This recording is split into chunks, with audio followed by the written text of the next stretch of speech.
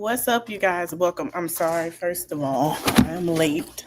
I was cleaning the kitchen, so I apologize. I was getting it together for the night. Shop closed. Everybody ate. Everybody were ready to lay down, chill and relax until time to go to bed. Okay. Um. All right. So we're gonna do a reaction on Carlos King. Do I have? No, I don't have the thing. The copyright, but I'm gonna read it. Carlos King. He did an interview with Alexis Sky, and she talked about how she was ex trafficked at 15 years old. I believe she talked about her daughter's father, her relationship with Fatty. I believe she talked about all of that, right? So we're gonna get into that. Um, let's go into it. And I think she talked about our bar. I think she talked about everything with Carlos. Now, Carlos like to sit down with the girls and have a conversation. So before we get into it, before I share my screen, I'm gonna read my disclaimer. Okay. So, disclaimer under section copyright disclaimer under section 107 of the Copyright Act 1976. Allowance is made for fair use for purpose such as criticism, comment, news reporting, teaching, scholarship, and research. Fair use prohibited by the copyright statutes that might otherwise be infringing nonprofit, educational, or personal use tips in the balance of favor of fair use. All right. So let's get it. Let's get it popping. Let me go share my screen. All right, here we go, y'all. Alexis, Hi. guys! Hi. We get to meet finally. I know. I love you so much. I love you! You are a baddie too. Thank you. You're like way. Is anybody okay? Because I got my AirPod in my. I mean, you're gorgeous on the gram. Don't get me wrong, and on TV, but in person, you are flawless. Thank you. Is that your real nose? Yeah. I'm like, Yeah. Okay. So I've never done like face surgery, nothing like this. This is like my real face. I've done a little Botox, little enhancement, but nothing like surgical. Do you get Botox often? I just got it on Friday. I mean, you are beautiful. The bone Thank you. structure is structuring. Thank you. I don't know why she did it because if y'all seen her mama is gorgeous. She looked just like her mom. And shout out to Jamaica, they are Jamaican. Her mama is gorgeous. She really don't need nothing. The hair is the right volume. It's the right amount of bundles. Thank you. You got the bust down. I love a bust down. Okay. Bust down middle part on The body's body. Thank you. Oh, you're a baddie. Yes.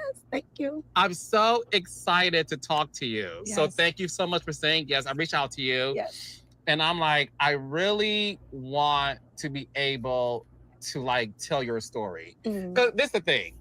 And listen, my interviews aren't messy, as you know. I just ask questions because I want the world to sort of get to know the person behind the persona. And you have been doing so much amazing work lately. So congrats on your license. Thank you. Dealing with taxes, right? So I started with a tax company. So I don't really do them myself, but I have a company. And then from there, I entered the financial market. And then I just wanted to expand and get my license. So nobody has anything to say about anything, Because everything I tend to do, it becomes like oh, she's doing this, she's doing that. And it's like, okay, I am human just like everybody else. Why can't I do that, Yeah. So I felt like, let me just take a step back. Let me really learn this industry. And I fell in love with the insurance lane, But my company overall offers all financial services. So taxes, credit, funding. So it's a one-stop financial solution. And yeah, it's been building generational wealth. Look at you. So what made you get into that? Because one thing I read about you is when you started to do the recovery houses, you said something so valuable because unfortunately you had a hater who contacted somebody because you didn't have the proper license that you didn't know about. Because if you did, you would have gotten it, but that didn't go anywhere. But you said something, Alexis, that I was like, she is preaching when you said sometimes Instagram hustle makes you believe you have to get into every and anything. And that what you really have to focus on is diving into a lane that is passionate for you, that works for you. Right. Real estate may not work for everybody. Having recovery houses may not work for everybody. But if you find something that can make you money that you're passionate about, that's when you're going to like enjoy it and be successful in it. Right. Which I think is like valuable because we do live in a culture of like LLC Twitter. Yeah. Where everybody wants to be an entrepreneur and everybody wants to own something. And I do feel like your story does tell the story of like don't rush into just something because it makes money. You have to like love it and learn it and enjoy it. Yep. Yeah. I mean, that is correct. But for me, I would say, you know, from the background that I come from, you know, I didn't go to college. So I don't really have that. I didn't have that degree. So for me, it was always figuring out. I just knew how to hustle from the beginning. So I knew I always had the cash flow coming in no matter what I was hosting from TV. So I was the type of person like always thinking of the next plan, like how is my money gonna grow? So for me, I was just opening this, opening that, but I didn't have the right structure. I didn't have the right team behind me. I didn't really know about the business. And like you said, you see other people doing things and you kind of, you know, Instagram, we all get influenced to do stuff. So for me, I'm like, okay, recovery house. I did get my body done. Let me try this. And it worked. Money was coming through, but I didn't really know the full foundation behind the business. I had the money to put it up. So she opened a recovery house when you get your body done, and somebody snitched on her basically and discussed that. So I don't know if it's still open or not, but yeah, because she did get her body done. She got her, I think her bottom and her boobs done. I was letting people run my business. I really had no business running it. I was somewhere in Egypt enjoying my life, drinking some mimosa. So I feel like it was just a learning process. And I was so young. Like I just turned 31. I did that when I was like 25. So through the years, I was able to experience different businesses, but those weren't for me. Just because you have the money doesn't mean you put your money there. Right. So if you don't have the passion for it, if you're not dedicated to it, if you're not going to wake up and check on your business, then don't do it. That's my suggestion for people now. What led me into the financial lane is I want to stay away from that overhead. I wanted to understand financial literacy. I wanted to understand what it meant like about taxes, about your credit, about OPM, funding, instead of using cash, because I used a lot of my cash and lost a lot of money and I could have got it funded for a business, you know? Yeah. So I had to teach myself these things. So it's really just, you know, learning from your mistakes. And what I did was create a lane now, like, listen, y'all, I made all these mistakes. So yeah, I could be Alexis Guy with 5.6 million followers, but you can make these mistakes or you can learn from my mistakes. And that's where I'm at with it now. So it's either I'm at a point where it's either you're gonna respect it or you're not. Yeah. You know, I don't have a point to prove to nobody but myself. I know what I did and I feel like I'm at a point where now I finally am in my lane. I found my purpose, I found my lane, and I'm just rocking it. So talk to me about this recovery house. So the recovery house was for people in case they got BBLs. There's a house where you can recover? Yeah, so there's basically when you get surgery, so whether you have your breast done, lipo. So I had a staff and it was a home. I had it decorated real nice. I had a chef. So basically when you want to recover versus going to a hotel. Those exist? Yes. I've never heard of that. They have to exist because, I mean, after you get surgery, you can't really go on a plane, you know? So you have to be at somewhere to recover. So it was making a lot of money, but like you have to have a proper license for that, which is a home health care license. And a lot of people don't have that. Okay. So it was because it was me. And I came in the industry booming and I came in and took over the trap. That's how I like to say it. And it was one of those things where it was like, okay, she's taking the clients. Like, all right, boom. And a lot of people don't have their license. So, you know, but I suggested get it. I had no idea there was recovery houses for that. Yeah, they're usually located in Miami. I was gonna say Miami, you see sometimes the girls come off the plane with the wheelchair. Yeah, they're like, well, that's because they don't want to pay for the recovery house. Okay. So, because it's a little coin. But how much is it? I mean, that was like 3 nights was about $1,800. Oh. So, and I had about 6 rooms. So, you know. You was profiting. But and I took good care of my I mean, her name speaks for itself, so of course people are gonna get mad because number one, it's her name. Once they hear something that she has, they're gonna want to do it if they know who she is. So I get that. But then at the same time, you could have did business with her, but it is what it is. My girls, I really did, but you know, it's all about just doing business the right way.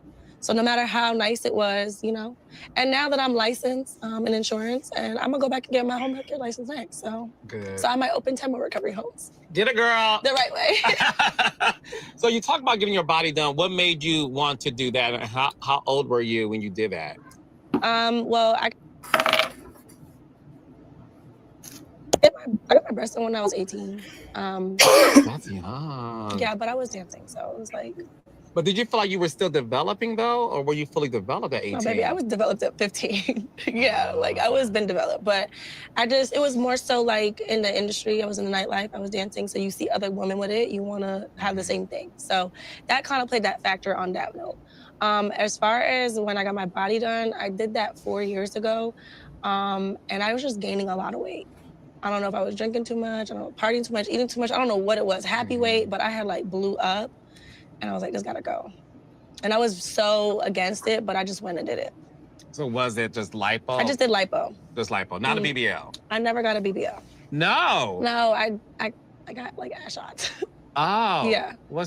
Is it literally like a needle? Yeah, like that's filled with collagen. What is it? hydrogel. Hydrogel. I did that 10 years ago. Okay. Is it still like? I'm perfectly fine. Okay. No issues. I just went to the right person, and I just did mine the right way. So I know it's like a lot of horror stories and stuff, but I mean, 10 years ago to now, it's a little different. So yeah. Okay. I was very lucky. I know, because I'm like, you look great. Thank you. You look great. Yes. I do want to go back a little bit because you have had a story that I feel like is such a telltale sign for a lot of girls in terms of what they may have encountered in their childhood or their teenage years that I really want you to sort of like be an inspiration for, because when I did my research on you, I was inspired by your journey. And I was inspired by the fact that just because you come from this or this happened to you, it does not define you. So I want to go backwards a little bit. Talk to me about your childhood. Like, who was Alexis growing up? Well, I am the only girl at all boys. I come from a Caribbean family from New York, so my family's Jamaican. I was raised by like all women, so just real strong women. They all have their degrees, all in the medical field, doctors, nurses, you name it. So I came from a great family. I think I just wanted to, as I got older, it was such like a strict routine with my family. I just wanted to be me. Like I wanted to do what Alexis wanted to do. I didn't want to be a nurse. I didn't want to do that. So I kind of just was like one of those people, I just wanted to spread my wings. And that's what I did. I spread my little wings in the wrong direction. And it just led me into like the wrong direction. And it just went up from there. It was just a horror movie. That's what I like to call it. But I was able to get out of it and survive and be who I am today. You talked about being sex trafficked at 15 years old. How did that even happen to you? Just running away from home when I had no reason to. Like I said, I come from a great family. I think it was more so just me wanting to be this independent. I had to be independent at a young age anyway. I took care of my brothers when my mom was at work. Like I was just like one of those people that cooked, clean, like at a very young age. But I just wanted to see what the world was like. I was always in the house or school. And I just kind of wanted to leave. And I left, but I got, set up in the wrong situation. But how does that happen to So it was a friend of mine that basically told me that like I need somewhere to stay, because obviously when you run away, you need somewhere to stay. So it was a situation, well, you could stay here, rent the room, and basically waitress. And it went from renting a room to waitressing to basically being in a I don't know what you want to call it, a house full of women,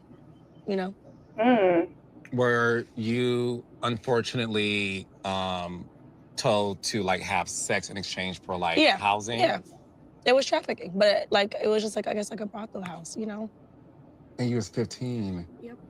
And how long were you there for? Like 30 to like 40 days. I got out of there. I was able to escape, but I wasn't there. It wasn't like I was there for 6 months. I was there for 30 days, but it was probably the worst 30 days of my life.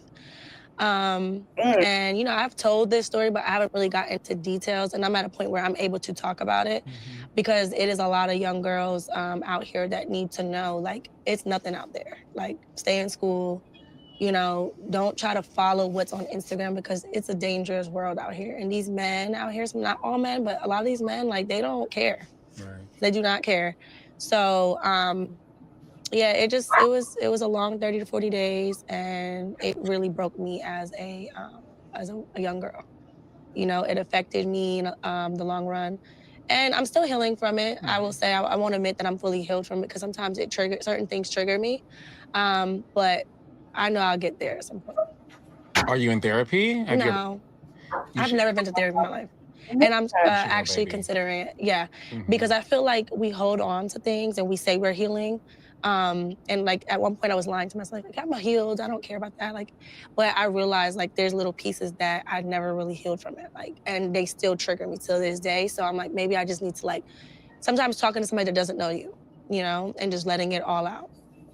What sort of warning signs can you give young girls who may be involved in it and not know how to get out, may be dating somebody that is grooming them to do that? Like, are there any like warning signs that a young girl should like look out for?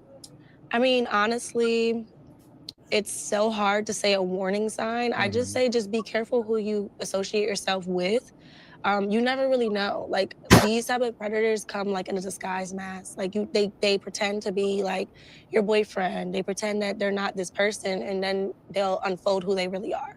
So it's kind of hard. So you just got to be very careful and pay attention to little like signs in the beginning. Like if somebody's like asking you for money all the time or just constantly taking your money, then those are signs. But outside of that, it's really hard, especially in the nightlife. If you're a dancer and a dude's always asking for money, he's most likely a pimp. It's called modern day pimping.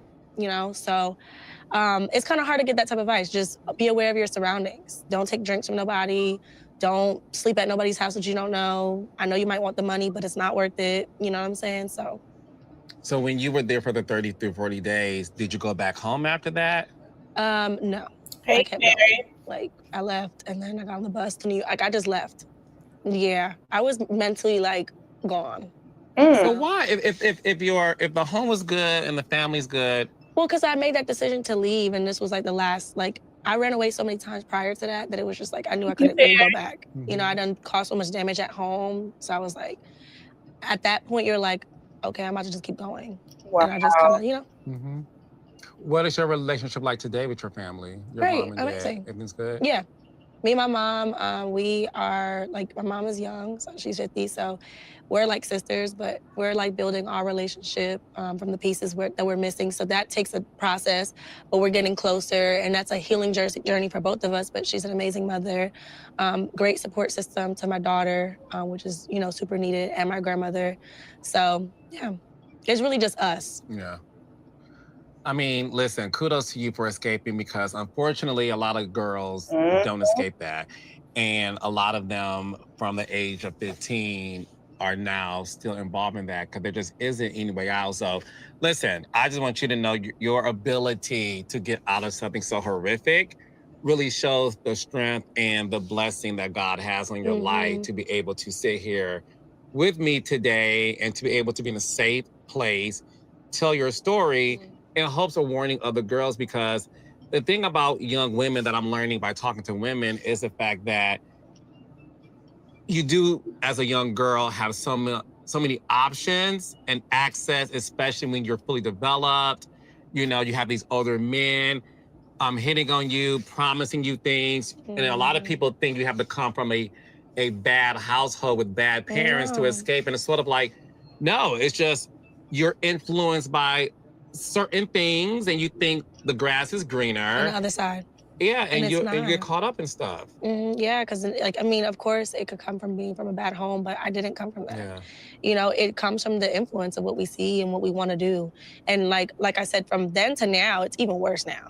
Like the way social media paints certain things, like these young girls are looking like 20 at 15. I didn't look as old, but I don't know what it is. They got body. It's just like, it's real. Like, I don't know. As a mother and I have a daughter, like it's just super important to just stay connected with your kids. Like, let them be themselves. That's the best advice. But also just stay on top of them. Yeah. Whether you got to put an Apple tracker on them, and they don't know, just make sure that you're on top of it. Because it's young girls getting taken every day. Every day. Yeah. No, it's true. It's true. It is. So you're so you leave that, but you're like catching a bus to New York City. Is that what made you get into being a dancer? Yeah. So at that point, it was just like, okay, well, when somebody installs, like, this is what you are, it's like, okay, this is what I am. So that's what I knew. So it's like you kind of teach somebody something, and it's like, okay, this is all I know what to do, versus going to get a job.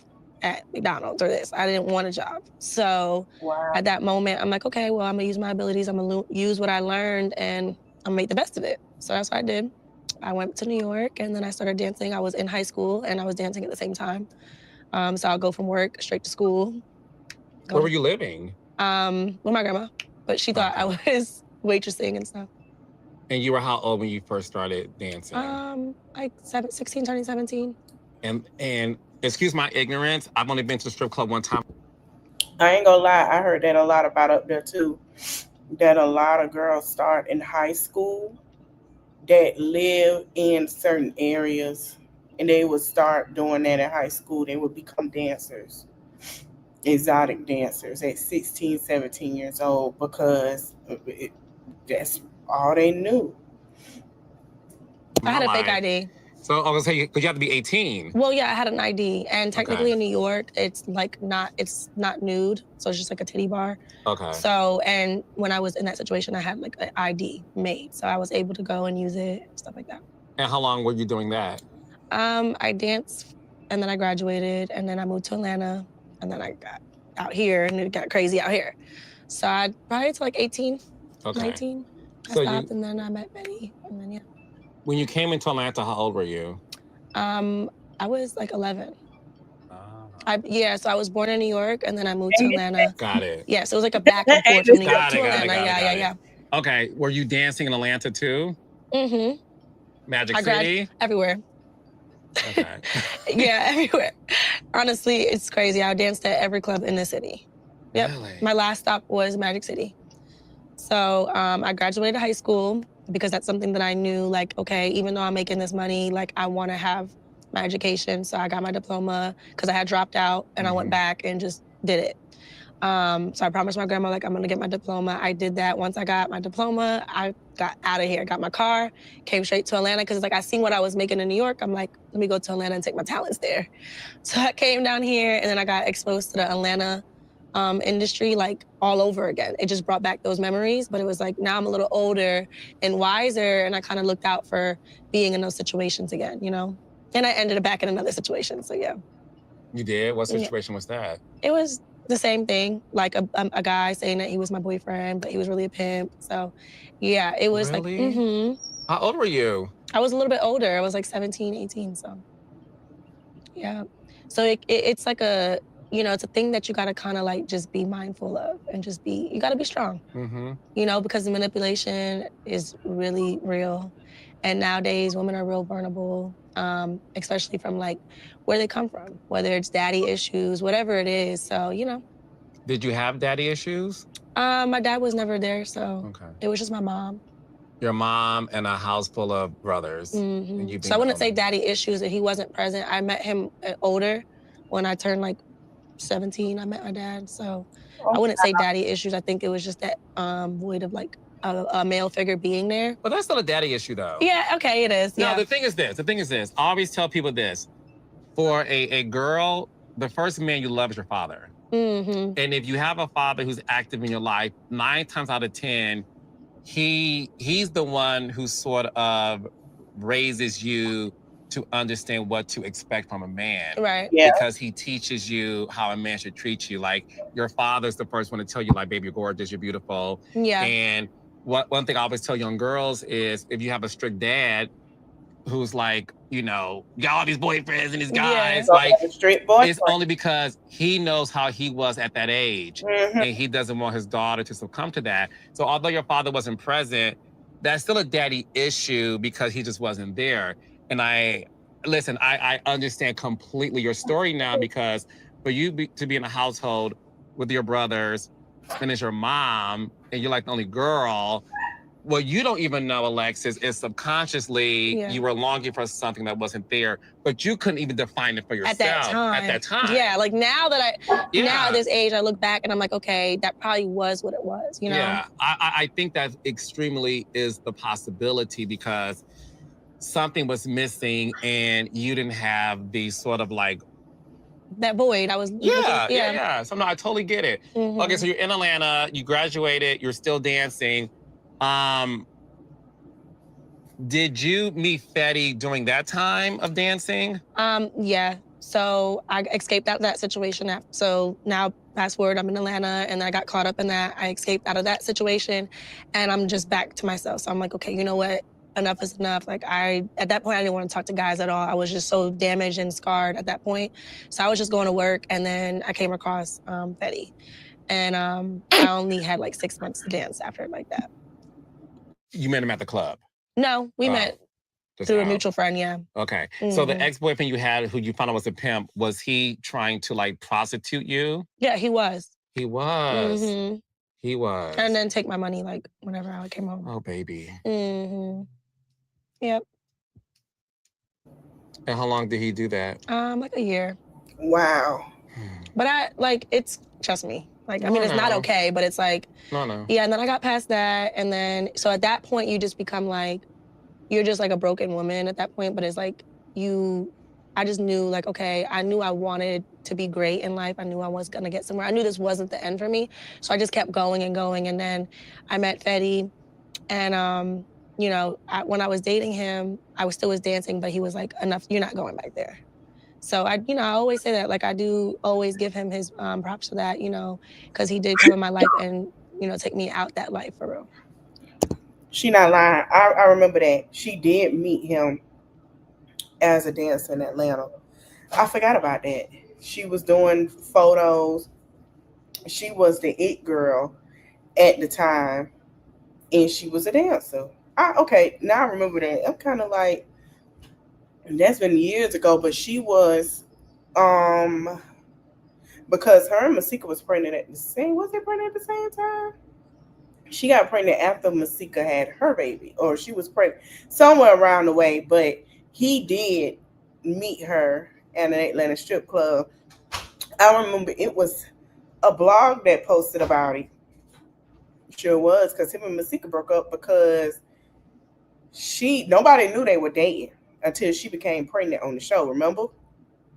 And that's when it came out after the show that he was dating he wasn't there for, I think she said he wasn't there for car. He had to fly in. It was something like that. It was crazy though. So yeah, I'll never forget that. The thing is that a lot of people have questions about is your attraction to him.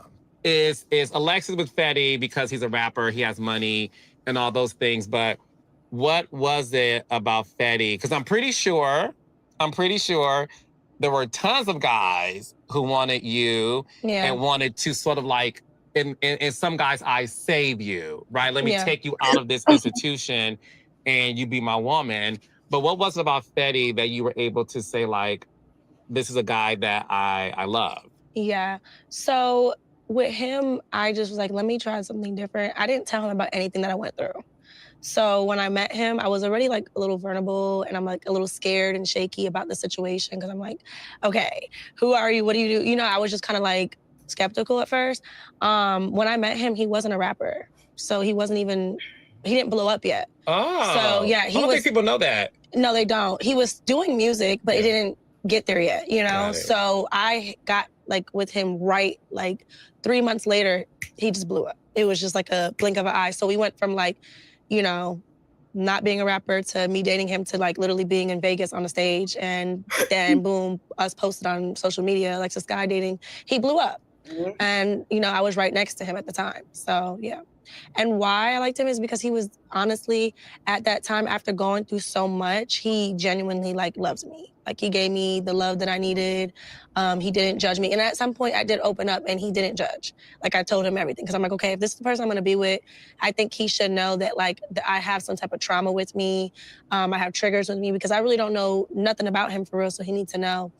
And, you know, within those 6 months, he treated me like a queen. You know, and you gotta think, from what I went through, that was like the first man to actually like show me my worth. And then he took me out of that environment. So that played a big role. And then it became a whole circus after that. You know, the fame. And I don't think he never intended to hurt me in certain areas. It's just more so, you know, it comes to that lifestyle. When you're a rapper, it's the girls, it's that. So it was just like, everything was on Front Street with us. We were on the blogs every week. It was just like, you know. He was living the life of a hip hop rock star. He sure was. He sure was. He sure was.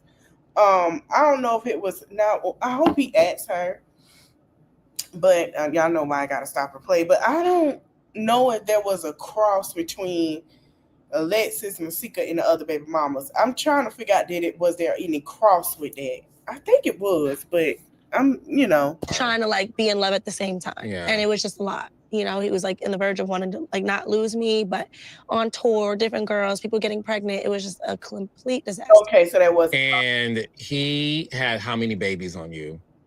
Like 4. Damn. I'm sorry. Maybe 5. I don't even know if there's more out there. I don't know. But yeah. And so yeah. And you stayed with him throughout that? I stayed through the whole process. Why? Because that was like my real It makes sense now. It made sense why she sat there and in between that time got a little messy. Now it makes sense now with her daughter because he was being crossing, like I said. So it made sense. Person that I loved. Would you consider Fetty your first love? I would say like my second love. I had like my first love when I was younger and stuff, but my second love, yeah. Okay. And while you were dealing with all of that, when did you have your bundle of joy during that time that he was cheating on you? So, you mean my daughter? Yeah. Okay, so are you trying to imply about the story about him? Yeah. Okay. I want to make sure I'm it's delivering it the right way. Correct, because people like to twist things. Yes, exactly. So I want you to set it up the way. And I'm being I want to be real and transparent because I think that they tend to paint this like, oh, you didn't know, and all this stuff. So, I will say when I was with Fetty, I never cheated on him ever, ever. And the one time I did decide to step out, is because I couldn't take it no more. I was at my breaking point and I'm like, I'm out of here. I moved to LA and far away because we had bought a home in Atlanta. And I'm like, I gotta get away from you. So I left. I went to LA, got an apartment. This is when Love and Hip Hop reached out. You know what I mean? So now they're at me like, Alexis, we want you on the show, da-da-da. So I'm like, okay, well, making my name for myself. Like, fuck this, fuck him, whatever. So he's obviously still reaching out. And then I bumped into a guy who I went out. And at this point, you gotta think, I went through all of this stuff. Then I went through somebody that I thought like, oh, I knew loved me, but then put me through all of this at once. I just couldn't do it. So I'm like, I'm not dating no more. So I did meet somebody, which is not my child's father. And we went on a few dates, but he was courting me. So the thing that Fetty wasn't doing, like the flowers, the date nights, Fetty was giving me the lifestyle, but I was still missing. So now it's still another void coming. So me and my child's father, we were not like sleeping with each other at all. Then we decided to obviously mess around on a one night type of thing. And from there, it was just like, okay, this is it. And Fetty was back. It was like I wasn't strong enough to like leave. So I went back. Fetty came back, came to LA, bought a house in LA, and was like, I got you a new house, like new car. And it was just like, okay, fine, I'm going back. I went back. So now I'm back home. And obviously I'm back with him, not knowing that I was already pregnant. So I did not know. And then obviously if you're back in a home with the person you're with, we obviously were still sleeping together. And then from there, boom, I popped up pregnant. So at that moment, between the time frame, it just was like I wasn't expecting that night when. Girl, that's all the people wanted. That's all the people wanted. If you would have came out here and said what you saying now about how he stepped out and that's why you did it, people still gonna respect that, Alexis. I think she felt like people were gonna pick on her or talk bad. Girl, no, it happens. It's okay. It's okay. We did use protection. I didn't understand like how that even happened. So it was a confuse for me because it's like, this is the first guy that I'm sleeping with outside of Fetty. I wasn't sleeping with him without protection. We for sure used a condom. So I'm like, okay. Boom, fast forward, I found out that I'm pregnant. So at this moment, I'm like, okay, you had all these babies on me. I have a baby now. Like, I want to get married, boom, boom. He's like, okay. So that turned into a disaster. 6 months later, he ends up cheating on me again with one of my friends. So I moved from LA and then I couldn't take it no more. Like I was literally only 3 months. I had my daughter at 5 months because I was under so much. Let me tell you something. I remember she was in a wheelchair and they was like they were praying for the baby because she was so much under so much stress with him putting her through it. And when I first heard that he did sleep with her friend, I'm not gonna lie, I thought it was a lie. But he really did put her through a lot. He did. And she was trying to hide it. My thing is this. He was out here just flacking and dropping it low spread and sticking it like it was a hot shop. I see why the females was getting on him because they were all crossed around it. These babies came in through all these relationships instead of him being honest about it. Stress. So I ended up having to move back with my mom. I stayed with my mom for a little bit. We did not know Alea wasn't Fetty's. Like through that whole process, I'm still not knowing that Alea is not Fetty's, you know? You through the whole pregnancy, I moved to my mom's. He would still check in on me, but he was just like, I don't know what he was going through. It was just like, fuck me. So I was just like, okay. So I was going through all this like pain and emotion, just sitting at my mom's house. I was in a major depression. And I ended up having Lele at 5 months. So he was there at the hospital. He was there through the whole process. As she got older, that's when I started like looking at her like, okay, like this is not, you know, I was looking at my mom like, you know, because all his kids have a certain like look. And I'm like, okay. But it was all not making sense because I'm like, I wasn't with nobody. So, you know, you have to go back to the thing. I'm like, okay, oh shit. I'm like, no. So I'm looking, I'm just waiting because, you know, it takes time for a baby to develop. So, and you gotta remember, she's only 5 months. So you can't, none of her features are fully developed. Exactly. So about 6, 7 months, that's when I kind of was like, okay. And me and Fetty already communicated. I told him. I said, and the good thing about it is he knew that once I went back to him, he asked me, did you sleep with anybody else? And I was very honest and I told him the truth. So he was aware, but once I kind of knew that she wasn't his, I already communicated that with him. Like, hey, we need to talk. And he was like, he kind of already knew because I was sending pictures and he kind of knew because he knows his kids. Yeah. So, you know, his exact words was, I don't care, she's not mine. I love her. It hurts me, but I love her like she's mine. Yeah. So, you know, and during the filming process of the show, I did not know. So when people say, oh, you knew and you lied, like, it's a common mistake that You didn't know, but Masika knew because it was at the reunion. You were pregnant. You had to film back there because you didn't know. Masika said, oh, it ain't his. He tells me that all the time. Excuse me. And she was like, yes, it is. You're an effing liar. How Masika know your business before everybody else? That's crazy. But I'm glad they put that behind them, though. Human. I was very young. I was vulnerable. I was going through a lot. Like, it was a mistake that I didn't know. My daughter was never a mistake, but I just didn't know, you know? And a lot of people go through this now. So it's like, what makes me any different? I guess because I'm a Alexis guy, and it's like this whole persona of I lied about who my baby daddy was. No, I just didn't know at the time. And when I did find out, he was very well aware. And when you told your child's father, what was his reaction? It's not my baby.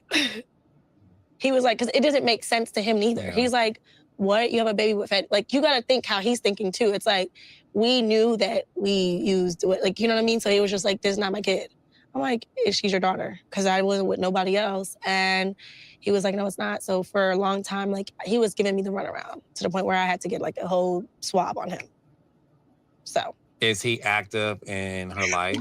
Currently, yes. Okay. Yes, we're in a better space, like co-parenting wise. He has gotten a lot better. So, you know, I like to give a person, you know, credit. I won't bash it. It did take a long time. It was not like that in the beginning. And, you know, it is what it is. Yeah. My daughter is my main concern. So you can't force anybody to be a father.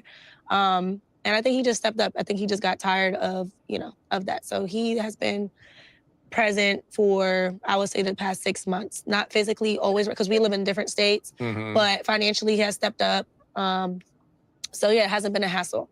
Would I want him to be in her life more? Absolutely. But does he live in Atlanta? No. Okay. So it's a little harder with his job and stuff, but I'm at a point where you gotta just let it be, you know? And Fetty's still active in her life, and so that is also like a father to her as well. Is he financially active too? Who, Fetty? Fetty. Yeah, he has done a lot for her before. He was doing stuff before her dad was. So, like he said, that will always be somebody that, he has a bond with. He was there through the whole process. He went through all the surgeries with me. So, yeah, it's just an unfortunate situation. It's a beautiful blessing. And she's a fighter. So I think anybody that gets to know Alea and what she's been through, you'll love her. Yes, and how's she doing health-wise? I know she was born premature, and then she also had this rare disease. Yeah, so she was born premature. She was 1 pound 4 ounces. She wasn't born with cerebral palsy. That stuff came after the fact because it was trauma to her brain. So she had a grade 4 brain bleed, which caused her to have cerebral palsy. So her left side of her body is weak, so she had to have like 4 brain surgeries from like born to almost when she was born to almost like I think 5 was her last surgery. So she hasn't had to have any. The doctor said she wasn't gonna walk and talk. She is. And Alexis been doing a darn good job with that baby. Alexis has been doing a phenomenal job with that little girl. She can read and everything. When I say they counted her out on some stuff, but she's been doing it. And she's been doing a good job on that baby. Literally beating all the odds. She is Instagram famous. They love Lele down. Like, Lele is the star. They love Lele more than they love me. But she's literally a testimony of kids that are, special needs, like that, with the right care. Like I said, I have a great support system, and I know a lot of people might not have that, but it just takes a village to raise a kid, especially a kid with special needs. Like, I needed all the help I could get from my mom, from my grandma, from my nanny, from my aunt, whoever, like, especially with me being Alexis Kind, trying to maintain my brand, my lifestyle, I had to find that village to help me. So I'm very thankful for them. No matter what arguments I go through with my family, they are, when it comes to my daughter, they do not play. So that's why she's striving the way she is. Congratulations, because it's not easy. No, it's not. It's not easy. It's not. So yeah, but that is, I feel so much better, like really explaining the story and maybe like just talking to you. It's like, do you like, you want somebody to understand you? Like, listen, I just didn't know. Like, it's okay. Like, I'm human. I didn't know. It happened. And it's like, girl, that's all the people want it. Cause Masika was, baby, when I tell you they were going back and forth about Fetty so darn bad, ridiculous on Love and Hip Hop LA, I was just like, girl, just come out and say it. But like she said, she didn't know. And they ain't gonna lie, everybody felt like she knew. Everybody did feel like she knew. She didn't know. But I'm glad she said it. But I feel free from like this whole, every time something goes on the blogs about it, it's like, oh, you lied about your baby daddy. It's like, no. You know how reality shows are, they twist things up, it makes it one way, and it's like the whole time we already talked about it. So yeah, I feel like a well, no, good. Relief off my shoulder. I'm glad you do, because listen, I want this conversation to be your opportunity to be free. Yeah. To know that you have an interview where it's like, I address everything, y'all leave me alone. Well, that's what I said, come with it, like whatever. Yeah. Like, I'm at a point in my life where I like to call it my golden era. Like, I have been through so much, and I don't want it to be like a pity party. I'll feel bad for Alexis, because we all have to take accountability for the things we do. Mm-hmm. So I'm at a point where I'm learning to take accountability. No matter what I've done in the past, on the internet, like, it's me. I did it, and I'm living with it. Yeah. But where I'm at now is like, you gotta put respect on my name, because it took me a damn long time to get here, and I'm not going backwards. So I just want people to respect where I'm at now, Yeah. I hate that the past always has to come up, which your past will forever, but it could get deleted. Yeah. It's possible. Oh, for sure. And listen. It can also be something that we should move on from. Just let it go. Because your past does not define you. And like what you said, like, look, is it always gonna come up in some form of fashion? Sure. But listen, this is my opinion.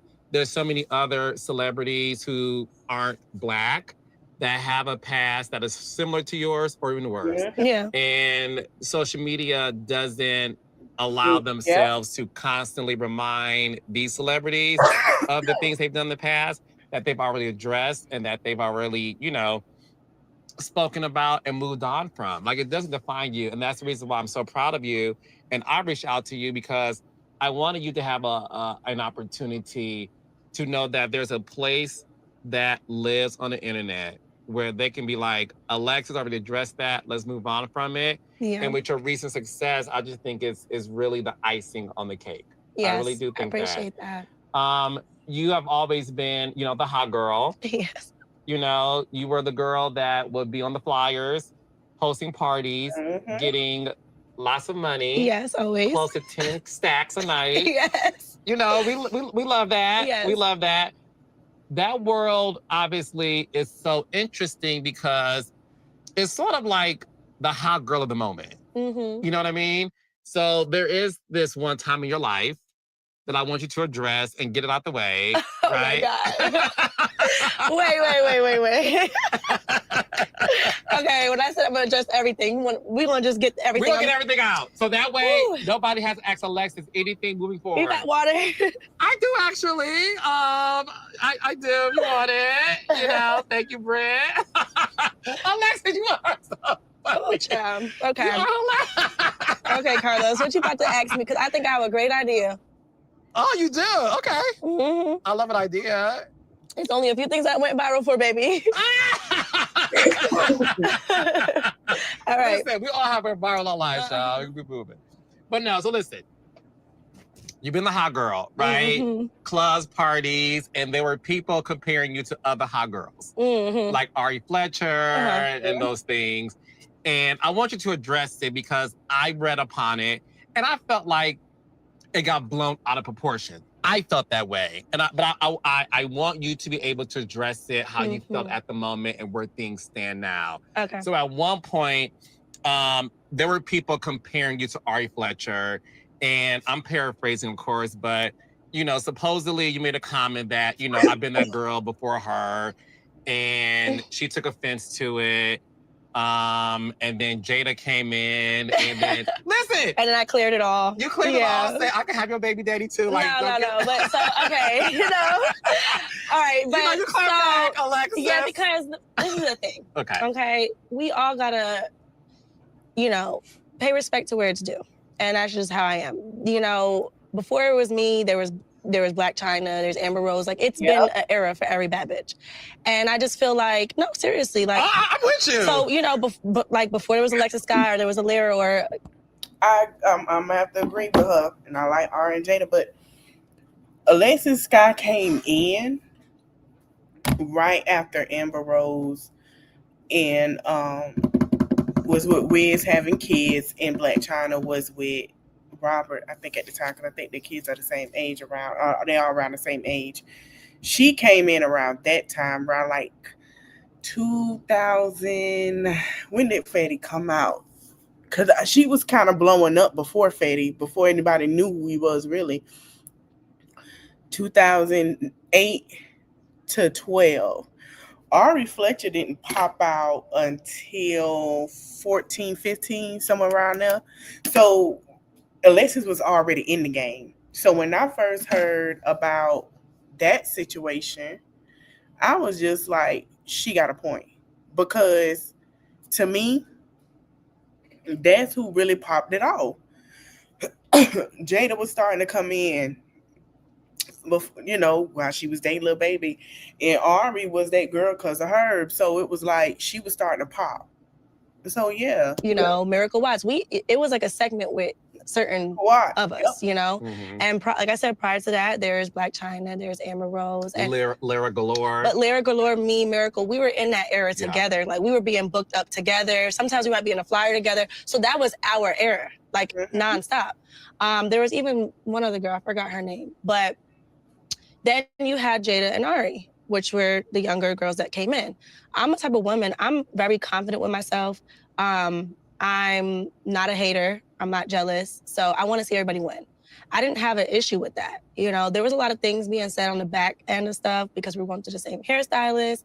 And so I don't really remember that comment with me saying, did I say I was a bad bitch before somebody? You said something along the lines of, don't compare me to anybody else because I've been doing this way before. Oh yeah, and I still feel that. Like, I don't like. You didn't put a name on it, and you weren't disrespectful. Okay, yeah. So, but they took that as yeah. And what I mean by that is, don't compare me because it took me a long time to get to where I'm at, and I built Alexis Sky, and I've been here. So for me, it's like I'm standing on what I'm saying. Like, don't compare me to nobody. I'm me and they're them. And it wasn't towards anybody directly. So if the shoe fits, then I said, wear it. That's how I was. And that's the type of woman I am to this day. But like I said, it was a lot of other little catty things going on. And it was just people were started comparing me and her. And obviously Ari was hot, like, and she's still hot. But it was like, okay, she's a new girl on the block. And it's like, okay, Alexis, you got some, and I'm looking at it like, it ain't competition. She's a bad bitch. Like, I love girls. I'm like, okay. But in other women, sometimes they might feel that way. And I was never like looking at it in that lane. Mm-hmm. There was words that was exchanged between us, I guess from that statement, and people were just making a mess out of nothing. She said something, I said something, and it went way too far. When the kids got involved, I think her brother got involved, and it just got left. And then Jada jumped in, and I was like, okay, now y'all playing with me. And I was, but at that time, you gotta think, at that time, I was way younger. I was popping my shit. But as like the years went on, I did apologize to both of them. You did. I definitely did, because that was part of my growth, and I meant my apology. Until this day, I don't have a problem with Ari. I don't have a problem with Jada. I actually think they're both amazing. They're amazing mothers. However, you know, after you apologize, there's but so much you can do. You can't force nobody to like you. Either you accept it or not. I did apologize for the words that did come out my mouth. I think that I was already hurt from a lot of other things. So, you know, hurt people hurt people. She said something about my daughter, you know, it triggers. It's a thing for me. So it's like, when you speak about my kid, there's no limit on what I speak about.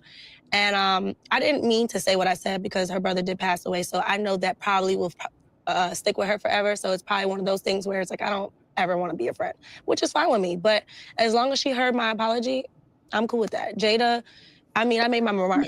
It was you want to get slick, I'm gonna get slick back. So, you know, just watch what you say. That was what I was saying at that moment. But I don't have no issue with her. I think she's a bad bitch. I love her brand. I think she's doing her thing. You know what I'm saying? And even till this day, they were the next generation after us. And guess what? There is another generation after them. They just have to understand it's room for everybody. So it might be a girl younger than them that's dating a rapper, and she blows up. We can't be jealous of each other. Like, at the end of the day, we all have a name. We all in the same lane, but it's levels to different things, you know? And it's all about where you're going and where you take it.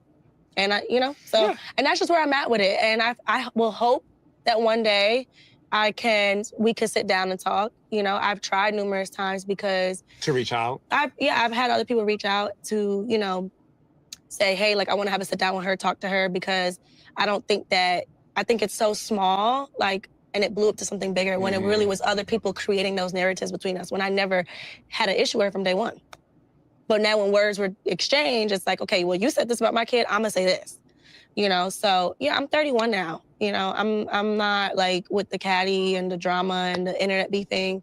Like, we're moms. And like I said, they're both amazing mothers. So, you know, whenever she's ready to sit down and talk woman to woman, I'm here for it. If not, then, you know, keep doing your thing. She's a bad bitch.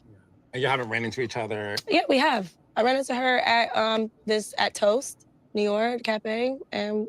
Did you go up and wave? No. Did y'all make eye contact? We definitely did. Did you, like, roll your eyes? No. Okay. Because there's no hate. Did she roll her eyes? Mm-mm. Okay. We're a day apart. Oh, really? Yeah. So we're like, the energy is gonna be. Two cancers. We're literally a day apart. So it's like, it's gonna be. Y'all see each other.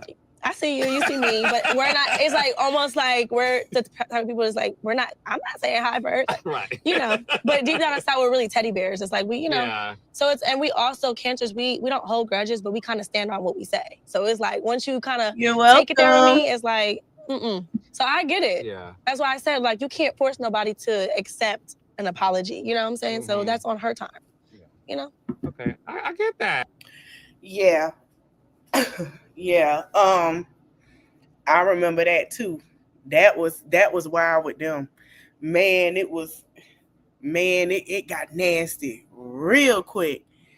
And everybody was like, they both was wrong. When I say it got nasty to the point, because Jada and Ari was, I think they still cool. And jumped in and was like, nah, it got real nasty real quick. So she not lying. I get. I'm glad you cleared that up. Yeah, I thought you were talking about something else, but I'm glad I got. Yeah, I'm glad I cleared that up because I genuinely do not have a problem with Ari Fletcher or Jada. Okay. At all. Yeah. No, I think. Listen, I am proud of what Ari and Jada have amassed. I'm proud of all you girls who are able to enter this crazy ass business and make your money on your own. Do you know what I mean? And do it in a way that is the standard for the generation at the time. I believe in that. I support it. I think it's amazing what you girls have been able to accumulate in this industry because this industry is not kind to Black women. It's not. And it's not kind to Black women who are trying to make their money to provide for their children. So I'm happy that it's nothing crazy that can't be fixed. I think my advice as your big brother, okay, because I know a lot of cancers, honey. My daddy, my best friend, and the folks who work with me, child. I know a lot of cancers. I will say this, because you're the oldest one. Oh, yes, I am. Okay, so I'm going to give it to you. Okay. The next time you run into her, I want you to walk up to her. Because you're the big sis. Okay. So next time, because your energy, first of all, look, your energy is so beautiful. It's almost as beautiful as your face. Thank you. Like you have a great energy. And I think if you, of all people, can walk up and be like, hey sis, how's it going? I think you would break the ice. I really do believe that. Because you have big sis energy. Okay. You do. Well, I'm open to it. I mean, I probably should have done that. I mean, I'm open to it. No, but I understand at the time. Yeah. I get it. I get it. I will. I mean, if I bump into her. I will do the same thing too. Yeah. And I have in the past. Yeah. But if I bump into her, I will. I want you to do it. I think we were out at the club. Jada's birthday. I got on the mic and told her happy birthday, or I said happy birthday, Jada. Oh, you got? Yeah, and like she received it. Yeah, she said thank you. Yeah, and she's a Libra like me. Yeah. So we're Libras. We forgive easily, but y'all Cancers, baby. But that was something like very. But that was silly. Yeah, but she was on Love and Hip Hop LA in Atlanta. Yeah, those were the two shows she was on because her and Masika was finna fight in LA. Then it was Akbar and her that fell out. And she got into it with Rashida. No, Carly Red at Rashida event when she opened up Frost Bistro. Yeah, they got into it. I mean, y'all think it was just it was clap back response. Yeah, it was like yeah, it wasn't nothing serious. Yeah, if I do see Ari, I will. Okay, good. I remember when you. Okay, you call me and you tell me how. Yeah, I'll tell you how it goes. Okay. Is it true you had a fight with Black China? Is that true? Okay, so I want to definitely clear this one up because apparently she was going around telling LA that I was stealing out of her purse out of a park. Like, first of all, like, yes. So I want to clear this up for the world because I never, first of all, like, absolutely loved her down. And I don't know what was going on in the moment, but we were at Meek Mill's party and I was sitting just like this on the couch and we were talking about the kids. And she turned her back and then she must have said that I went in her bag. And so she was like, bitch, don't take my bag. I'm like, what? Don't touch my bag. I'm like, I didn't touch your bag. And it just went left. And next thing you know, like, you don't think I'm like young and wild at this point. So it was like, oh, you trying to get crazy with me? So I'm in the party and I got kicked out. Literally, like, of course, it was Black China and it's me, Alexis Guy in LA. You know how LA is. Yes. So it was like, Alexis, get out of here. I was so embarrassed. They lifted me, like, out the party. So, yeah. And that's when I had that. It was crazy. Like, that's when I had the iconic moment in the Kardashians' house. It was like. Talk to me about the iconic moment. Because, I have a diverse audience. Yeah. So for those who don't know about the iconic moment in the Kardashian house, please explain. Well, yeah, so Rob seen what happened and me and Rob were friends. So I don't know if it was an underlying issue prior to that, but me and Rob like never messed around or anything like that, even when they were dating. So I'm like, Rob was a person that always liked to vent and talk. So I was a person that he always vented and talked to.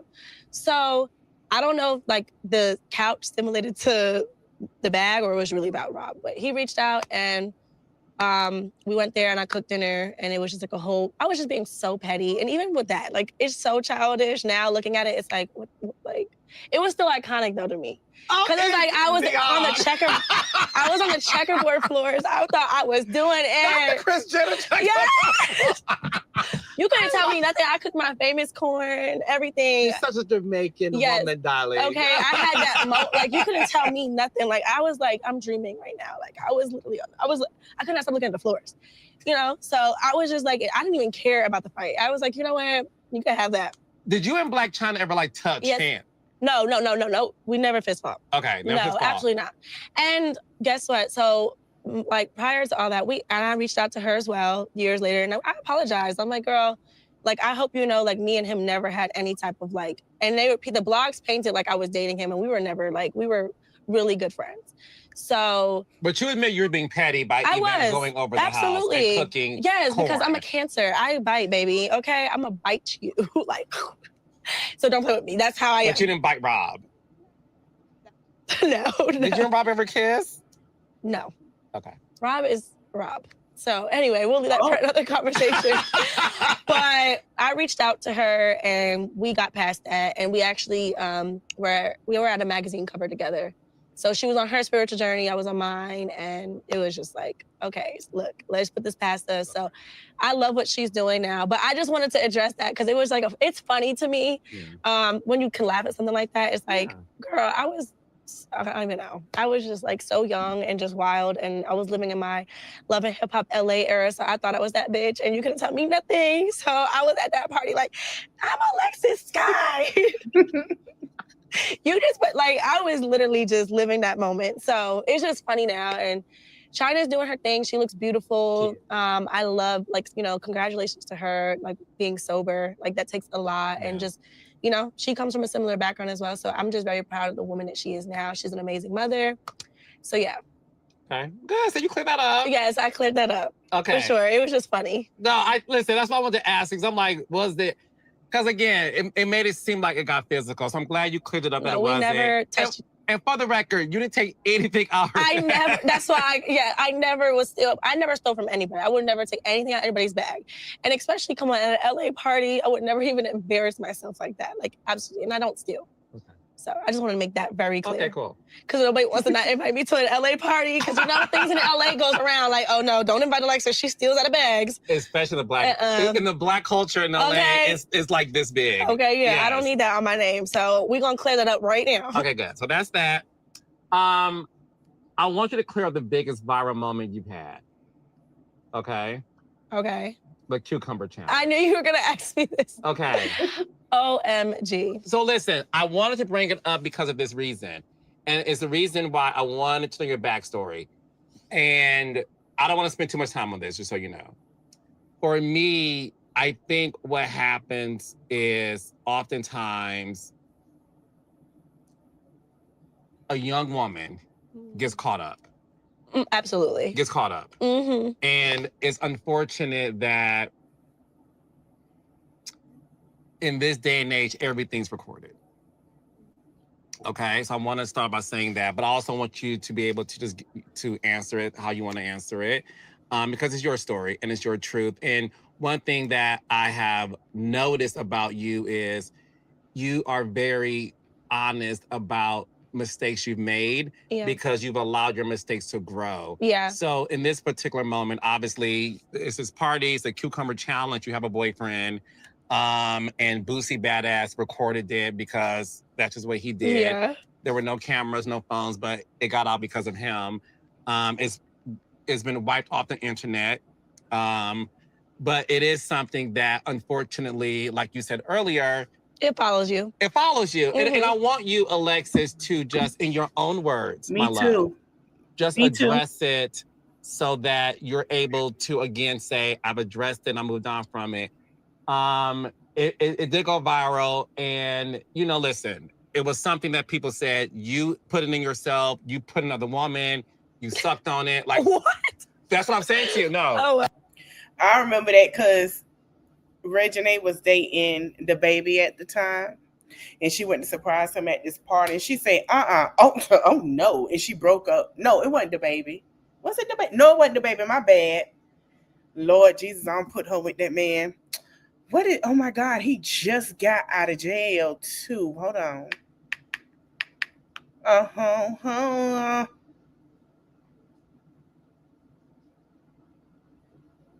Hold on, y'all. Let me get the name.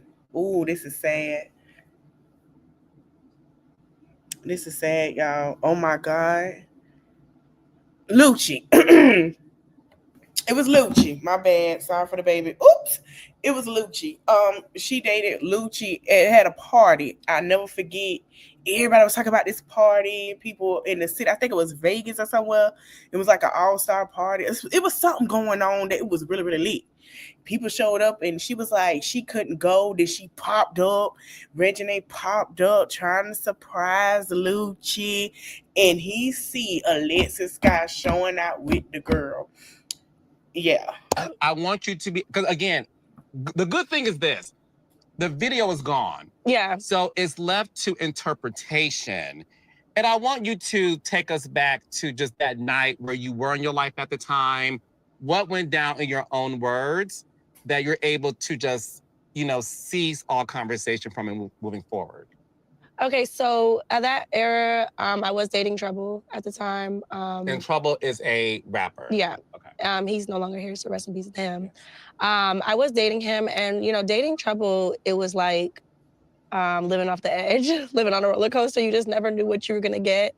And when I was dating him, like I just felt free. Like I just was like doing whatever I wanted to do. It was like another side that I was kind of just like. Rest in peace of Trouble from the east side of Atlanta. Let me tell you something. Trouble dated. Trouble liked him some red bones, and she is really Trouble type to be in a relationship. Trouble, man, he was fine. Y'all can go look him up. Jesus, that was a fine man. Yes, Lord, he was fine. But Trouble, I think Trouble was a ladies' man. He had a really tight, because I never seen him just with light skinned girls. I'm gonna say that, but red bones. But I saw him with some brown skin, some dark skin. Trouble was fine. That was a fine man. That was a fine man, Savannah. He passed away dealing with a young lady, and her boyfriend, well, ex-boyfriend, came home. She was trying to leave him because of the abuse, and he was unalived. He was unalived when he passed away. Him and Alexis Scott was already broken up, and people that knew Trouble say he treat his women nice. He treats them lovely. Yeah, he was a good man. He was nice. He had women, but he loved women now. But he with you. Like seeing of myself. And I'm like, okay. It was kind of bringing back the younger version of me, but I'm like, okay, I'm able to do what I want to do. It was always a turn up, drinking, partying. So he just exposed me to like a different light. At that time, we were going to the pool party. We were already halfway drunk, I believe, turning up and stuff like that. So it was like, oh, come on, let's turn up. And I'm just being Alexis, like in the nightlife, like I honestly don't want to say the wrong thing, but I don't remember or recall what I was doing because I was really intoxicated. I was really drunk. It was people saying, oh, do this, do that. Like, come on, Alexis, you do it. Like, were you just drunk off of liquor? Were you taking any No, pills, I wasn't taking any drugs. Okay, No, so I was just drunk. liquor. I was really drunk, and I was drinking Hennessy, and I don't even drink Hennessy. Okay. But I was drinking it because they were drinking it. So I'm like, okay. So to be honest, like, I'm super embarrassed about it because obviously at this age, like, if I looked at it, I would be like, what the hell are you doing? Mortified. But when you're in the moment, sometimes, like, and you're drunk, sometimes, like, you just don't know what you're doing, And I hate to say, like, you don't know what you're doing, but it's like, sometimes people get drunk and you have a embarrassing drunk night. And so I think for me, it was one of those nights where I was like, with my boyfriend, trying to be cute, drunk, and just wanted to like do whatever. Like, I don't know if I was trying to impress. I don't know what I was trying to do. Maybe I was trying to impress him. I don't know. Maybe I was just like trying to be the fun girlfriend, like, and maybe had the lit moment. Had I thought that it would blow up the way it did? No. Mm-hmm. It was the most embarrassing moment of my life to my family. It was like crazy. Like, I didn't even know what to say to them because it did look crazy. And then like, thank God it's gone because I wouldn't want my daughter to grow up to see that or know like her mom and the cucumber. Like, I just didn't want that. So I'm very thankful that it's out the way. So yeah, in my words, it was a very embarrassing moment and I was just drunk. And I think it was just who I was dating at the time. I'm not gonna blame him. I gotta take accountability.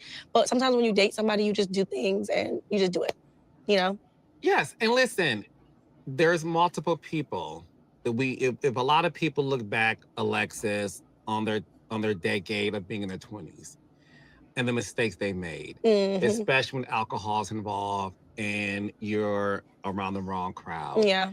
And you're dating somebody that, may he rest in peace. And this is no disrespect to him. Mhm. But when you're dating somebody who even allows that to happen. Right. Yeah. Do you know what I mean?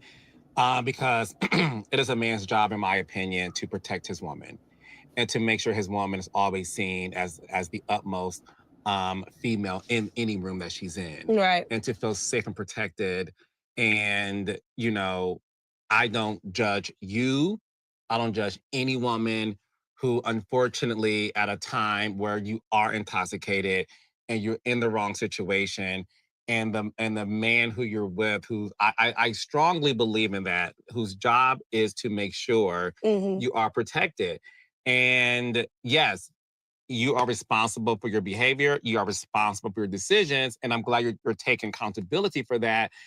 However, I do want people to always look at the bigger picture, because in order for you to do better in life, yes, you take accountability for yourself, but you also have to look at your surroundings. And who you're dating, your friends. Yeah. So yeah, you're right. And I think like that was part of like also me healing with just, you know, you start going after the same thing and the same thing. So it became like a track record with me, like just dating the same type of patterns of things. So I think it was just like, I still wasn't healing it. So I was just doing anything, you know, filling that void. Yeah. So then you start dating and it's like, you really don't even know what type of situation you're in, you know, and who you're really dating. So that's why I always say it's important to vet who you're dating. And because she was still figuring herself out. She was figuring things out, and you gotta know who you're dating. You can't just date. Oh, we're in a relationship. It's great. We're gonna do. No, you gotta date. You gotta talk. You gotta do. It comes a lot to dating. It's not just we're doing this. We're doing that. Let me leave them alone. But yeah, because let me tell you something. The first 90 days is always beautiful. You don't know a person till you're 2 years in. So, I mean, but, you know, I'm glad she's at a place where she's at now. We almost done. Yeah. was something that's a learning process, learning experience. You know, Trevor's an amazing person, but everybody is not for you. You know what I'm saying? So, like you said. Yeah. So yeah. Yeah. Was that when you started, Alexis, to really just take a back seat and really like figure out like, who do I want to be seen in this world? Yeah, after that, I never went public with anybody. Yeah. That was it for me. It was a major, you know, I might have been seen on the blogs, but they didn't really, like, it's not something I addressed publicly. Maybe like once or twice, I might be like, oh, is she with this person? Or they might have seen me out, but he was the last person that I actually physically like dated in a public eye. And it was very, like, it was a just embarrassing moment. Like I said, something I never want to like think about, but I'm happy that I'm addressing and letting it go because I feel like it's like, okay, it's done. Yeah. Okay. And yeah, I just, at that moment, I knew the importance of like just keeping things private. I learned the power of privacy. So even if I am dating, so it doesn't affect me in that manner, if that makes sense. Because sometimes your partner can affect you as well. So you just got to be very mindful. And if I, you know, I'm posting and stuff, like it's because I'm comfortable or like I know this person represents me good and things of that nature. So, but yeah, I took a good 3-4 years and just went kind of quiet with the dating stuff. Yeah. Yeah, no. I was dating, but you just didn't know what I was doing. Well, and the thing too is this. I just appreciate the fact that you were able to not make excuses for it and you took the time to like escape this celebrity world in terms of like showcasing your relationship. And I also want to say this, and this is the reason why I do want you to go to therapy. Not that there's something wrong with you. I was in denial though at a point, like at that time, like I was like, I don't know what I did wrong. Like I was in that like phase for a long time. I was really like, I didn't know what I did wrong. Like, because everybody was saying you didn't do nothing wrong. But then this side people were saying, like, are you fucking kidding me? Like, look at what you're doing. Yeah. You know? So it was like, I was in denial. And then I really like, it clicked to me like, okay. I had to like sit back and look at it and be like, yeah. Yeah. I'm going to say this, not that I'm a therapist. Yeah. I will give you so much grace for that moment. And this is why. you were a young girl who was sex trafficked. Mm-hmm. And you were a young girl whose sexuality was exploited. Mm-hmm. And you were a young girl who unfortunately reached her sexual peak younger than her mind could handle. Right. And what a lot of young girls don't talk about who've experienced that is you sometimes, I'm not gonna speak for you, but you sometimes identify yourself through sexual activities. Yeah. No, right? What? Right, yeah. You know what I mean? Because that's what you know. And it's the reason why, after you ran away from home and you were sex trafficked, you then started dancing because everything for you was, if I do something sexual, not the activity, I'm rewarded. Exactly. Yep. And that's all I knew. That's all you knew. And I think for you, you should give listen, come here. You should give yourself so much grace for that. Thank you. And I really want you to. Thank you. It's okay. It's okay. Yeah, and it's okay because you always have to look at your past in order to understand where you're going in life. And I listen, yes, you hold yourself accountable for sure. But Alexis, I want you to know, for me, it is not your fault. Thank you. It's not your fault. It's not your fault. And it's an opportunity for you to be able to understand that I made mistakes in my past, but it does not define me. And it does not define you. Yeah. Sorry, got me emotional. It's okay. It's okay. It's okay. It's okay. It's okay. Because look, I'm going to say this to you. Thank you, Britt. I'm going to say this to you. You are an accomplished, gorgeous, 31-year-old woman and mother. Thank you. And you are still here. Mm-hmm. And the reason why you are still here is because God wants you to be here. Mm-hmm. Right? He wakes you up every day to give you another chance at getting something right. Right. At getting something right. And as I look at you, I want you to feel freer. I feel the freedom, but I want you to be freer from that. It does not define you. I did some shit in my 20s. I'd be like, well, thank God there was no social media. Right. Because I don't know what. Listen. Social media was a thing when I was in my 20s, but it wasn't like it is now where everything is on there, honey. Baby. Honey. It is extremely out of character today. But I would feel like if the mistakes I've made and the world made was for fodder on social media. Yeah, I'm just tired of it. It took and like I said, it's not like a pity party for Alexis. It's more so like, okay, like give me a break. Like no matter what I do, what I post, it's like they attack me. And it's like, okay, like I'm human. I'm just like you. I'm not perfect. Obviously my life is in the limelight, but it doesn't mean like people have to be so hard on somebody. Like you know what I'm saying? Like people don't know how it affects people's mental health. So it took a toll on me, and I had to kind of like get out of that social media thing and start living for Alexis and start doing things for me. So I'm at a point now, it's like, I just want to be free. Yeah. You like it, you don't. I can't make people like me. You know, I could make people respect me, but you don't gotta like me. Mm-hmm. So that's where I'm at. I like to call it my golden era. You know, that chapter 30 hit, and it's like when you become a woman and you start identifying your mistakes and you start healing and you start, you know, just walking into womanhood. Like your 20s, you're supposed to fuck up. Your 30s is where now it's time. You plant the so now seeds. If I'm doing this stuff now in my 30s, I'm like, all right, Alexis, like, we done gave you your grace. Like, you know what I'm saying? But I feel like my 20s was something I will say is part of my journey. It was something to live for. I had an amazing time. But now it's time to pack it up and really get into me, become that woman that God called me to be, and just walk in my truth. Mm-hmm. And walking in your truth is the best thing you could do. Yeah. And walking in your purpose, because it's like if you try to hide, and the thing about it is I never really, I address things, but I don't really address it. And then when I do address it, sometimes people twist it like a lot of, and that's why I love the opportunity that I'm sitting here really just opening up, because I've done interviews and stuff and they'll twist what I'm saying, how we're sitting here, they will twist it and something that I didn't even say and make it seem like, and then they'll make make it something about that.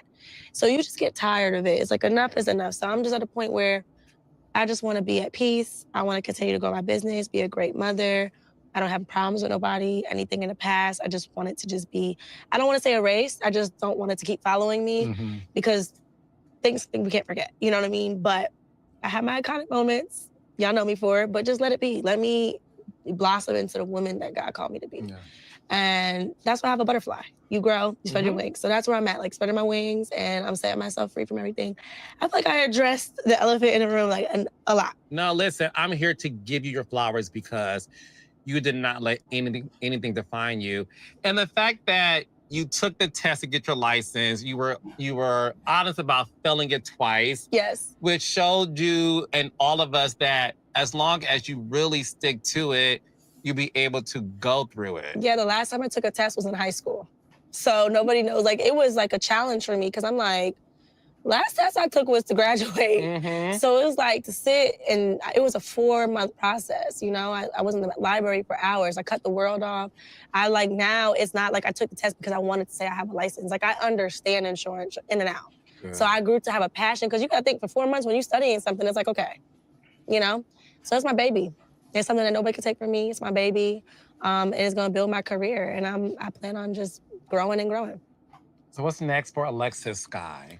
Well, I have, that, and I'm taking another test. I'm going to get my SIE license. So it's like investing banking and to sell like stocks. So I'm trying to take this to the next level. I'm trying to, build a team of women for life insurance, have my own firm office, which I already have my firm with my partner who passed away. But, just keep growing from there. And, a little acting maybe, throw some acting movies and just take it to the next level. But I want people to respect me in the financial industry. Like, I'm always going to be Alexis Sky. So I don't want people to ever forget that I'm always going to be a bad bitch, okay? But I'm going to be a bad bitch with brains, okay? And I don't even want to call myself a bitch, but... No, you own it. Yeah. The way we as Black people empower ourselves with the N-word, the way the gays do the F-word. I'm gonna own it, but yeah. You are a bad... Let me tell you something, baby. You have all of this. So now when I walk in these rooms, you're gonna have to respect me. And I might walk in there with a short dress on, but just know I got my license, I got this, like, put respect on my name, So that's how I'm coming this era. That's why I like to call it my golden era. And I don't want people to lose, like, that image of me because I'm in the financial world, I might throw on that blazer one day, and I might be in Cabo on the yacht and Poochie the next. And you just gotta, and my little butterfly might be out, but just deal with it and embrace it and understand that you can be both. You really can. You don't have to cover up and be just to be professional. Now, when I walk in that room, I know I'm gonna sell you that pen and I'm gonna have my blazer on. But yeah. I love this for you. Thank you. I love the next level of your life. Thank you. I love the next phase of your womanhood. I love that you are a woman owning your femininity. I think a lot of women nowadays are doing it and being unashamed of it. I think it's okay for a woman to be sexual as long as it's her choice. Right. To be able to be free and to be the girl in the bikini, but also the girl with the Birkin in the boardroom. Exactly. Like I want you to know you can be both. And don't let no motherfucker tell you that you can't be, because the other girls who don't look like you, who are not Black, they're able to do it. And our culture respects it. Right. But when a Black woman does it, it's like, oh, aren't you this? Aren't you like, yeah, no. I am. Actually, I am. Yeah. So I'm just at that point where I'm learning to just be me. Like, I don't want to feel like I got to be covered because I'm a life insurance agent. No. Now, am I going to be twerking and stuff? And like, she said, life insurance. Yes, no, okay. No, I might, but am I going to just be posting it out there? Like, no, but I'm still going to live my life. I'm human, baby. I'm human. I'm at a point where it's like, just be yourself. And there's just a time and place for things. And it's just a balance. And just certain things keep private. If you don't want the world to know, don't post it. Now, if you get caught, then that's another thing. Boosie badass, we're gonna need you to cut your phone off next time. Okay, like, yeah, Boosie. Cut that phone off next time. Cut that phone off next time. No, listen, I just want to say thank you so much for this interview. Yes. I really, really enjoyed this conversation. And I'm telling you to your face, you are going to go very far. Thank you. You really are. Thank you. And I really appreciate you for really, like, you don't get a lot of people that sit and actually let you, like, be you. It's always a little shade. Like, like, this whole interview has been so genuine, and I feel so free, and I know I will never forget this interview. I feel like this is going to be the start of it, like, with you. Aww. So I appreciate you for giving me that. Thank you. I appreciate Yes. you. Thank you so much. Thank you. Amazing person. Thank you. All right, y'all. So that was a good interview. That's one of his best interviews. I like watching Carlos King interviews because it's not just serious. It's funny.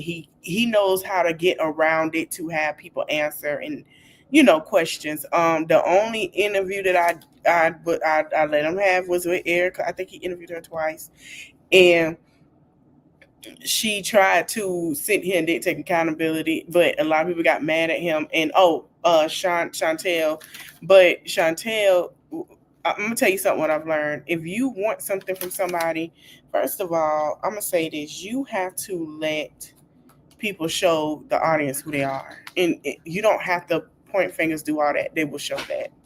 So it was a great interview. Speaking of the strip club, we're gonna talk about what to watch. Know what to watch, what you want to watch, docu series. I'm going to watch the Megan, oh Lord Jesus, not Meganese, Magic City documentary. I'm gonna watch it. I probably watch it twice. We're gonna talk about it. I think it's certain series and parts, but I'm gonna watch it tomorrow night. I might start watching it tonight. We'll do a recap Friday on a Megan, what the hell? Magic City documentary. I don't did 3 lives today, and my mouth is tongue tied. So tomorrow we have Adrian Bronner, Terrence Crawford, and Cam Newton.